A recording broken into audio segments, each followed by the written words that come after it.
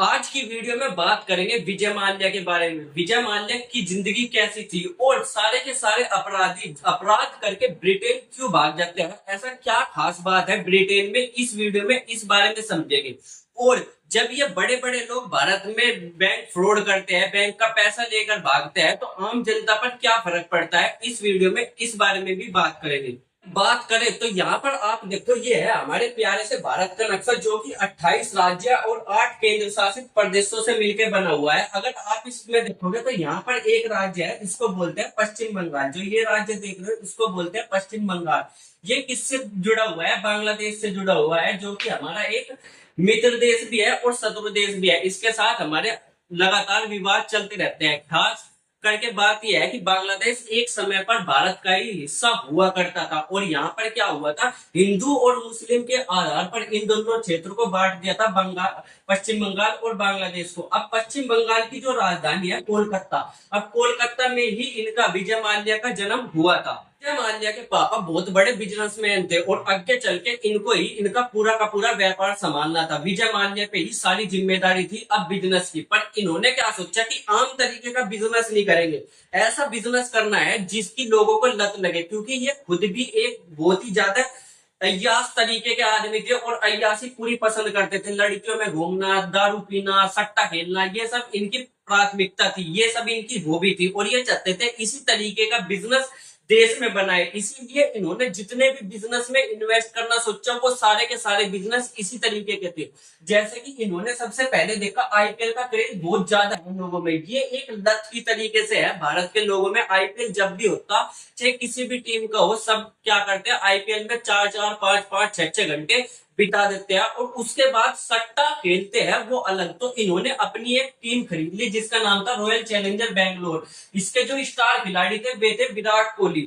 ज्यादातर लोग royal challenger Bangalore को विराट कोहली की वजह से ही पसंद करते हैं। अब विजय माल्या ने ये टीम इसलिए खरीदी क्योंकि इसके जरिए लोगों को अपना ब्रांड दिखवा सके। जैसे इनका ब्रांड था एक किंगफिशर। क्या था? Kingfisher beer. यानी कि शराब की लत एक ऐसी लत है जो एक बार अगर आदमी को लग जाए तो वो छूटने से भी नहीं छूटती। इसीलिए इन्होंने शराब में इन्वेस्ट करना सोचा। शराब में इन्होंने दारू तो नहीं बनाई, इन्होंने बनाया बियर। और बियर का प्रमोशन किससे करवाते थे? इसी टीम से करवाते थे। और भी बहुत तरीके का, जैसे सट्टा खेल लो, ऐसे ऐसे प्रमोशन इनसे करवाए जाते थे। प्रमोशन से क्या होता है, लोगों के सामने जब कोई चीज आती है तो वो उसका इस्तेमाल करते हैं। जब आप 10 बार देखोगे कि बियर बियर बियर, तो आपका मन करेगा एक बार ट्राई जरूर कर ले। तो इसी तरीके से इनका बिजनेस था।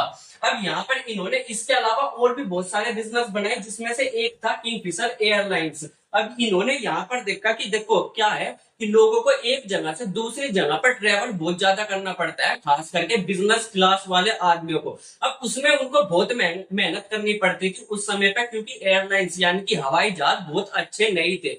बहुत लंबे लंबे टाइम तक वेटिंग करनी पड़ती थी, बैठना पड़ता था, और बिल्कुल भी मनोरंजन नहीं हो रहा था उनका। अगर 4 घंटे का सफर है तो बहुत ही ज्यादा बोरिंग सफर होता था। अब इन्होंने सोचा इस सफर को बहुत ही ज्यादा लग्जरियस बनाया जाए, बहुत ही ज्यादा अच्छा बनाया जाए। इसी चीज को देखते हुए इन्होंने किंगफिशर एयरलाइन की शुरुआत करी, और ऐसी एयरलाइन बनाई जिसमें आदमी चढ़ते ही उसका मजा आ जाए। एक से एक सुंदर सुंदर लड़कियां इस एयरलाइन में काम कर रही देख करके जो अमीर जादे हैं वो सोच रहे थे कि यहीं पर ही बस अपना बसेरा डाल ले, क्योंकि बहुत ही ज्यादा मजा आ रहा था इसमें सफर करने में। सुंदर सुंदर कन्या आपसे पूछ रही आकर के, हेलो सर क्या लेंगे आप, क्या लेंगे आप? खाने में एक से एक चीजें मिल रही है, बहुत अच्छी अच्छी सारी चीजें यहाँ पर किंगफिशर एयरलाइन में मिल रही। अब यहाँ तक तो इनका ठीक था। ये एयरलाइन इतनी ज्यादा पॉपुलर हो गई पूरे भारत में, ज्यादातर लोग, जितने बिजनेसमैन लोग थे, जितने अमीर लोग थे, सारी की सारी एयरलाइन को बक्की, जैसे इंडिगो हो गया, एयर इंडिया हो गया, इन सबको छोड़ करके सारे के लोग इसमें ही क्या करने लगे, ट्रेवल करने लगे। अब यहाँ से इसने, जो विजय माल्या ने देखा कि यार ये पूरे भारत में इतनी ज्यादा पॉपुलर होगी एयरलाइन, अब इसको वर्ल्ड वाइड फैलाया जाए। वर्ल्ड वाइड मतलब अब तक ये केवल इंडिया में चल रही थी, अब ये चाह रहे हैं कि पूरे देश में इस एयरलाइन को चलाया जाए। पर उसके लिए एक कंडीशन थी। कंडीशन क्या थी? अगर आप पूरे वर्ल्ड में किसी भी एयरलाइन के किसी भी जहाज को उड़ाना चाहें तो कम से कम वो एयरलाइन क्या होनी चाहिए, 5 साल पुरानी होनी चाहिए। यानी कि अगर आप 5 साल से लगातार इस एयरलाइन के बिजनेस में है तभी आप वर्ल्ड वाइड इसको फैला पाओगे। पर ये क्या थी, ये एयरलाइन नई नई थी, तो इन्होंने क्या सोचा कि नहीं ऐसा तो नहीं चलेगा। इन्होंने एक अलग तरीके का दिमाग लगाया अपनी एयरलाइन को वर्ल्ड वाइड फैलाने के लिए। अब ये चाह रहे थे कि किंगफिशर एयरलाइन को पूरे वर्ल्ड में फैलाए, इसीलिए इन्होंने क्या करा, दक्कन एयरलाइंस को खरीद लिया। दक्कन एयरलाइंस क्या थी, गरीबों की पहली पसंद थी। अगर उनको एक जगह से दूसरी जगह हवाई जहाज में जाना था तो सबसे पहले गरीब दक्कन एयरलाइंस को चुनते थे। वहीं पर जब इन्होंने इसको खरीदा, क्योंकि ये गरीबों की पहली पसंद थी, यहाँ पर देखोगे तो ज्यादातर लोग क्या है, सिंपल सीधे साधे लोग ही इसमें चढ़ते हुए आपको दिखाई दे रहे होंगे। इन्होंने इसको खरीदते ही एकदम लग्जीरियस बना दिया। क्या करा, लग्जीरियस, यानी कि इसमें बड़े बड़े आदमी बैठेंगे और बड़ी बड़ी सुंदर सुंदर कन्याएं होगी। पर इसके साथ दिक्कत ये थी कि किराया भी इसका महंगा हो गया, क्योंकि ये बिजनेस की तरीके से सोच रहे थे, बड़े बड़े बिजनेसमैन को बिठाना चाह रहे थे। अब जब इसका किराया महंगा हुआ तो आम जनता ने, जो गरीब आदमी थे, उसने इसमें सफर करना बिल्कुल ही बंद कर दिया। अब बिल्कुल ही बंद कर दिया तो ये क्या होगी, एयरलाइंस एकदम से ही डूबती डूबती डूबती डूबती डूबती चली गई। हालात इस तरीके के हो गए कि एक समय पर विजय माल्या के पास इसके जो कर्मचारी थे, जो इसमें काम करते थे, उनको देने तक के पैसे भी नहीं बचे थे। और ये ऑफिशियली क्या कर दी गई, बंद कर दी गई। ये एयरलाइंस क्या हो गई, डूब गई विजय माल्या की वजह से। अब जैसे ही ये एयरलाइंस डूबी तो विजय माल्या पर क्या हो गया, कर्ज एकदम से बढ़ता गया। अब कर्ज क्यों बढ़ता गया वो समझो। कोई भी बड़ा बिजनेसमैन हो ना, वो अपना पैसा खुद का किसी भी बिजनेस में नहीं लगाता। वो क्या करता है, वो बैंक से लोन लेता है। क्यों? क्योंकि अगर उसका फायदा हुआ तो उसके पास पैसा आएगा, और अगर उसका किसी कारण नुकसान हो गया तो ज्यादातर जाने में किसका पैसा जाएगा, बैंक का पैसा जाएगा। और अगर नुकसान हो गया तो ये क्या करेंगे, बैंक का पैसा ना दे करके भाग जाएंगे। अब बैंक इस क्या करता है, इस इतनी आसानी से किसी को भी लोन नहीं देगा। बैंक किसको लोन देता है, या तो आप मैनेजर के यहाँ तक का हलक तक पैसे भर दो, उसको ठूस ठूस करके, अगर मेरा 1 करोड़ का लोन पास हुआ तो 20 लाख तू ले जा। इस तरीके से अगर आपने उसको मैनेजर को पैसे दे दिया तो आपका लोन पास हो जाएगा। या फिर दूसरा रास्ता होता है, वो है पॉलिटिक्स। अगर इस देश में किसी की सबसे ज्यादा सुनी जाती है तो वो है राजनेता की। राजनेता बनने के लिए इन्होंने क्या करा, इन्होंने राज्यसभा में सीट लेनी पसंद करी। राज्यसभा के ये 2 बार सदस्य रहे। कितनी बार, 2 बार ये राज्यसभा के सदस्य रहे। इन्होंने ये नहीं देखा कि इन्हें किसी पार्टी से हो करके काम करना है। इन्होंने जिस पार्टी की तरफ से इसको राज्यसभा में भेजा जाएगा उसी का ही साथ दिया, चाहे वो समाजवादी पार्टी हो, चाहे वो बीजेपी हो, चाहे वो कांग्रेस हो। इन्होंने सब पार्टियों का फायदा उठाया, और इस फायदे की वजह से इनको बहुत ही आसानी से बैंक से लोन मिल गया। अब इन्होंने बैंक से लगातार लोन पे लोन उठाते गए। लगभग 9,000 करोड़ रुपए का इन्होंने लोन ले लिया, और कहां पर लगा दिया, सारा का सारा पैसा अपने जो जहाज वाली कंपनी थी एयरलाइंस, उसमें लगा दिया। अब वो कंपनी क्या हो गई, डूब गई। अब जैसे ही डूब गई तो इनका सारा पैसा भी डूब गया। अब यहाँ से क्या, लोन वाले जो बैंक थे, अब उनको तो पैसा चाहिए था भाई। भले इन्होंने किसी भी तरीके से फ्रॉड करके या जैसे भी मैनेजर से बात करके या पॉलिटिक्स की वजह से किसी ना किसी तरीके से इनको पैसा मिल गया, पर देना तो पड़ेगा। लोन का पैसा है तो देना तो पड़ेगा, क्योंकि बैंक क्या करता है, बैंक अपने पैसे को लोन पे नहीं देता। बैंक जितना पैसा जनता उसमें जमा करती है बैंक में, जैसे आपने जाकर के 5 लाख कर दिया, दूसरे ने जाके 2 लाख कर दिया, 3 लाख कर दिया, 5 लाख कर दिया, 10 लाख कर दिया, ऐसे ही थोड़ा थोड़ा पैसा करके इकट्ठा करता है बैंक, और फिर इसी पैसे को क्या कर देता है, दूसरे लोगों को लोन दे देता है। और फिर जो इससे लोन दे करके जो ब्याज का पैसा आता है वो क्या करता है, बैंक अपने खाने खर्चे में लगाता है। सैलरी सारी वहां से उस ब्याज के पैसे से ही स्टाफ को दी जाती है। अब जो ये लोन ले गया, जैसे 9,000 करोड़ रुपए इसने खपा लिए, अब ये पैसा किसका था, जनता का था। तो अब यहाँ से बैंकों की जिम्मेदारी है कि जनता को पैसा देना ही, तो क्या होगा, बैंक पर से जनता का भरोसा उठने लगेगा और बैंक में पैसा जमा करवाना जनता बंद कर देगी। कई बार इसी वजह से बैंक, बहुत बड़े बड़े बैंक बंद हो जाते हैं, क्योंकि बहुत सारे लोग उसका पैसा, लोन का पैसा ले करके भाग जाते हैं। अब यहाँ पर बैंक ने क्या करना शुरू करा, इसकी जितनी भी संपत्ति थी, विजय माल्या की जितनी भी संपत्ति थी, जैसे हवाई जहाज थे, बड़े बड़े एयरपोर्ट में ये ऐसी ऐसी चीजें रखी थी, इसका घर हो गया, इसके सारे बिजनेस हो गए, वो क्या करनी शुरू कर दी, जब्त करनी शुरू कर दी। जब्त यानी कि अपने कब्जे में बैंक ने लेनी शुरू कर दी, क्योंकि बैंक ऐसे ही आपको लोन नहीं देते, वो उसके बदले में कुछ ना कुछ चीज आपसे गिरवी रखवाता है। अब यहाँ पर रखनी शुरू कर दी। अब बैंक ने भी क्या करा, बैंक ने अच्छा खासा इसकी जो चीज थी उससे अपनी रकम वसूल करनी, लगभग 13,000 करोड़ का कर्जा था, तो बैंक ने लगभग लगभग 11 से 13,000 करोड़ रुपए इसकी जो चीज थी, इसका जो सामान था, जो इसने गिरवी रखा था, उसको बेच करके बैंक ने अपना कर्जा वसूल कर लिया। फिर भी इसको क्या है, भगोड़ा घोषित कर दिया गया।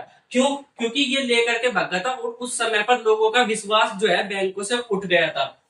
तो यहाँ पर ये सदस्य रहे, इस तरीके से यहाँ पर ये सारा का सारा काम हुआ। अब इसको दिख गया था विजय माल्या को कि अब सरकार इस पर शिकंजा कसना शुरू कर देगी, क्योंकि इसने जो बैंक से लोन लिया है वो उसको नहीं चुका पाएगा।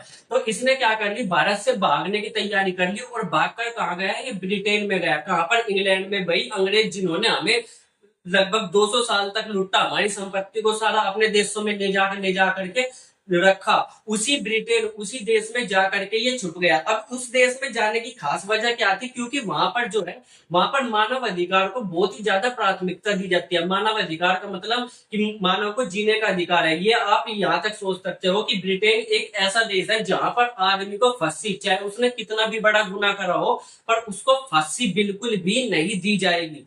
इतना क्या है, इतना वहां पर मानव अधिकार को माना जाता है। वहां की जेल में बिल्कुल ही आलीशान जेल है, जैसे 5 स्टार होटल होता है, इसी तरीके की वहां की जेल होती है। एकदम पुलिस का रवैया बिल्कुल अच्छा होता है। यहाँ की जेलों को अगर आप देखोगे तो पुलिस क्या करती है, कैदियों पर कभी भी उनका मन करे नट तोड़ देती है, बजा बजा के उसके हाथ पैर तोड़ दिए, कैदियों पर इतना जुल्म करती है। पर वहां की पुलिस की मजाल नहीं कि एक भी कैदी को टच भी कर दे, इतना ज्यादा वहां पर रख रखाव बहुत अच्छे तरीके से कैदियों का रखा जाता है। इसके अलावा वहां पर बहुत सुंदर सुंदर, देखो कितनी प्यारी प्यारी डॉक्टर है, ऐसे डॉक्टरों से उनका इलाज करवाया जाता है। वहां पर लैपटॉप, जेल के अंदर आपको लैपटॉप, चेयर, सारी की सारी फैसिलिटी दी जाती है, ताकि आप कुछ भी स्किल डेवलप कर सके। भारत की जेल में आप लैपटॉप के बारे में, कंप्यूटर के बारे में सोच भी नहीं सकते, पर वहां पर आपको कंप्यूटर मिलेगा। वहां पर आपको क्या मिलेगा, हीटर मिलेगा, गर्मी लेने के लिए, क्योंकि जो ब्रिटेन है वो मेनली ठंडा देश है, तो वहां पर ठंडा ना लगे इसके लिए हीटर दिया जाता है। एक बहुत ही प्यारा, देखो कितना प्यारा बेड दिया जाता है। लाइब्रेरी, बहुत बड़ी बड़ी लाइब्रेरी होती है जहां पर बहुत सारी किताबें रखी रहती है। और इसके अलावा वहां का खाना बहुत ही ज्यादा अच्छा होता है। अगर भारत की जेल का खाना देखोगे तो बिल्कुल सड़ा हुआ घटिया खाना होता है जो भारत की जेल में दिया जाता है, पर वहां का खाना आपको बिल्कुल ही एक नंबर मिलेगा। इसीलिए क्या, सारे के सारे लोग यहाँ पर जितना भी घपला करेंगे वो कहां पर भाग जाएंगे, ब्रिटेन। और ब्रिटेन जाकर के वो अपनी गिरफ्तारी दे देते हैं। ब्रिटेन जाकर उन्होंने अपनी गिरफ्तारी दे दी। यहाँ पर ये सारी की सारी चीजें उनको ब्रिटेन में मिलती है, और ब्रिटेन की सरकार इन पर कड़ाई भी नहीं करती कि इनको जेल में रहना, वो खुले होकर भी घूम सकती है, जाओ इंटरव्यू दे। अभी हाल ही में विजय माल्या का इंटरव्यू आया है, जबकि उसको ब्रिटेन में क्या हो रखी है, सजा हो रखी है। अब जो भारत सरकार है वो कह रही कि इसको, जो ब्रिटेन की जेल में ये बंद है विजय माल्या, इसको भारत भेजो, भारत भेजो। पर ब्रिटेन की सरकार ये कहने कर इनको भारत नहीं भेजती, या कई तरीके के कानूनी पेच लगाती है कि भारत में जो जेल है उनका स्तर बहुत ही ज्यादा खराब है, और वहां पर लोगों की हत्या तक भी हो जाती है। इसलिए हम जो यहाँ पर जो अच्छे खासी जिंदगी जो कैदी बिता सकते हैं, उसको हम ऐसी जगह पर, घटिया जगह पर नहीं भेज सकते। और ये, इसमें कोई भी शक की बात नहीं है कि भारत की जेल बहुत ही ज्यादा घटिया है। वहां पर ना जी सकता आदमी अच्छे से, ना मर सकता आदमी अच्छे से, बिल्कुल ही जीने का हक नहीं है। अगर आप देखो जाए जेल का मकसद क्या है, जेल का मकसद है कैदियों को सुधारना। पर भारत की जेल में अगर कोई कैदी चला गया तो वो सुधरेगा तो बिल्कुल नहीं। वो क्या होगा, 99% चांस है कि वो बिगड़ कर ही आए, क्योंकि वहां पर उसको संगति मिलती है माफियाओं की, बड़े बड़े गुंडों की, दंगाइयों की, आतंकवादियों की, ऐसी ऐसी संगति उनको मिलती है। और फिर वो आकर के जेल से बाहर आकर के क्या बन जाते हैं, दादा बन जाते हैं। जो आदमी एक अद्धा मर्डर करके गया था जेल में, वो सुधरने की बजाय बाहर आकर के और ज्यादा बिगड़ जाता है, और लोग बाग उससे डरने लगता है। तो इसीलिए भारत की जेल में सरकार को कुछ ऐसा करना चाहिए कि वहां पर क्या हो, लोग बाग जा करके उनके व्यक्तित्व का विकास हो, वो अच्छी अच्छी बातें सीख के, ना कि और ज्यादा बिगड़ करके आए। इसके लिए भारत सरकार क्या कर सकती है, भारत सरकार वहां पर जेलों में अच्छे अच्छे सत्संग करवा सकती है, लोगों को अच्छी अच्छी मोटिवेशनल वाली चीजें सिखा सकती है, अच्छी अच्छी बातें सिखा सकती है, उनको ये चीजें बता सकते हैं कि बाबू आप ये गुंडागर्दी जो आप कर रहे हो ये बिल्कुल भी अच्छा नहीं है। और जब आदमी किसी बड़े बड़े महान आचार्यों को, बड़े बड़े शिक्षकों को सुनेगा तो उसके दिमाग में चीजें बैठती है। ऐसा नहीं है कि बिल्कुल भी उसके दिमाग में नहीं बैठेगी। जब बड़े बड़े मोटिवेशन देने वाले जब आपको एक प्रोडक्ट खरीदने पर मजबूर कर सकते हैं कि आप आओ अपने नीचे 3 आदमियों को जोड़े, तो वो क्या कुछ नहीं कर सकते। मोटिवेशन से आदमी को बिल्कुल ही आसानी से बदला जा सकता है 1 से 2 साल के अंदर ही। तो भारत सरकार को जेल में के अंदर लोगों के जो वहां पर कैदी है उनके व्यक्तित्व को बदलने का प्रयास करना चाहिए। मिलेगा अगली वीडियो में, तब तक के लिए बाय बाय।